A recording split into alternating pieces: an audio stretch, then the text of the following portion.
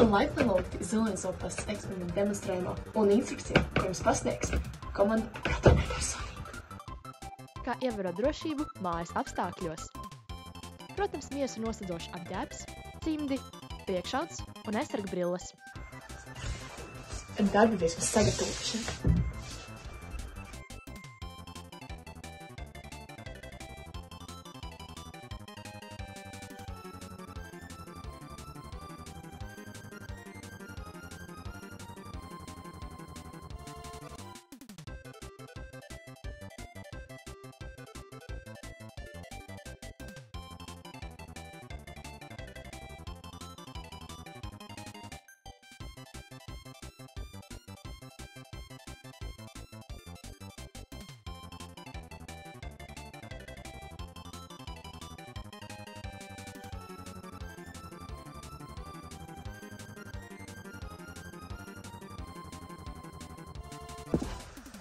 Kad darba virsma sagatavota, sāksim ar nepieciešamiem materiāliem un reaģentiem.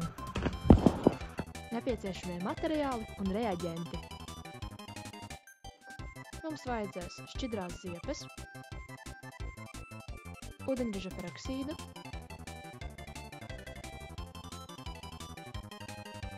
sauso raugu,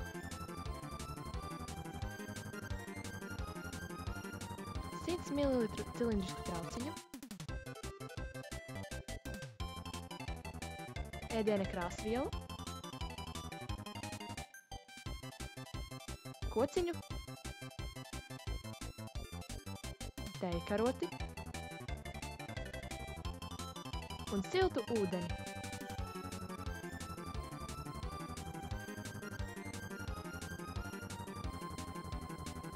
Un beidzot eksperiments! Paņemam glāzi ar siltu ūdeni un sauso raugu. To pievēram apmēram 1 gramu uz 7 ml ūdens.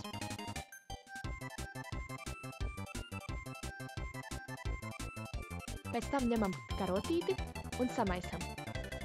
Pēc tam šo šķīdumu atstājam uz 15 minūtēm, lai raugs varētu atdzīvoties. Šis ir jau gatavs variants.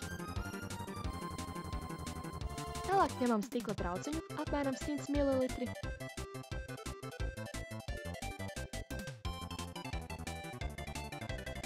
Iepilinam nedaudz ziepes. Ņemam pārtikas krāsvielu.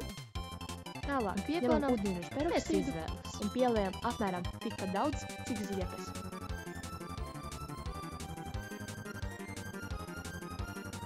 Tad paņemam kociņu un visu šo šķīdumu samaisam, lai viss ir viendabīgs.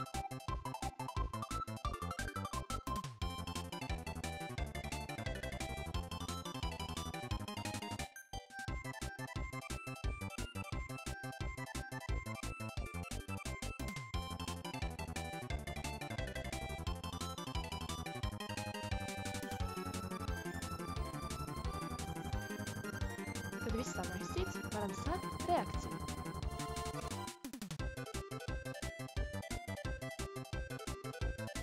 Pievienotais raugu šķīdums katalizē skābekļa atdalīšanos no ūdeņraža peroksīda, radot ūdeni un skābekli, kad ziepju klātbūtnē rada putas un siltumu, ko redzam šeit.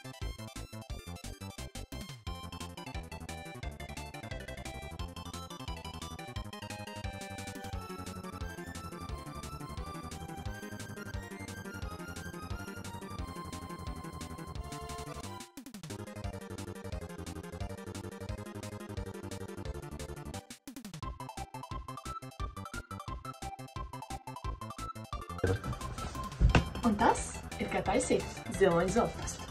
Paldies par uzmanību!